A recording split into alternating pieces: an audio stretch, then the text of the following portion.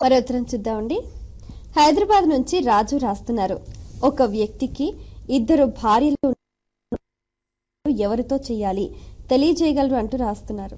2 భార్యలు ఉన్నచో ప్రస్తుత కాలంలో 2 భార్యలు సమ్మతం కాదు, అది శాస్త్ర విరుద్ధమే.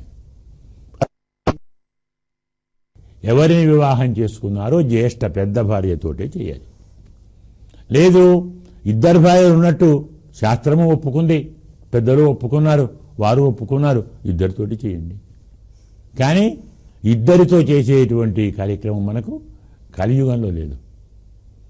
వేరే యుగాల్లో ద్వాపర యుగంలో ఉంది, త్రేతాయుగంలో ఉంది, కృతయుగంలో ఉంది. బహుభార్యాత్వం ఆయా యుగాలలో ఉంది, కానీ మనకు లేదు బహుభార్యాత్వం. అందువల్ల 2తో కూర్చొని చేసే ప్రశ్నే రాదు. మొదలు ఎవరిని చేసుకున్నారో ఆ మొదటి భార్యతోటే ఆ అన్ని రకాల పక్కన కూర్చోబెట్టుకొని ఆయా కార్యక్రమాలు చేయాలి. జ్యేష్ఠ పత్ని అనే ప్రశ్నే లేదు, ధర్మపత్ని. ఏమంటారు భార్యను? ధర్మపత్ని. ధర్మమును ఆచరించటారిని,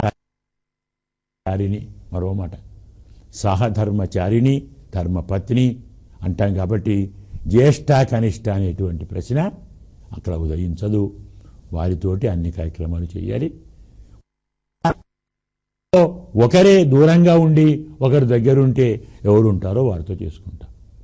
2 దగ్గర ఉన్నా ఒకేసారి 2తో ఒక కార్యక్రమాన్ని చేయటం శాస్త్రం అంగీకరించదు. ఒకరితోటి చేయాలి, అది పెద్దవారితోటి చేయాలి.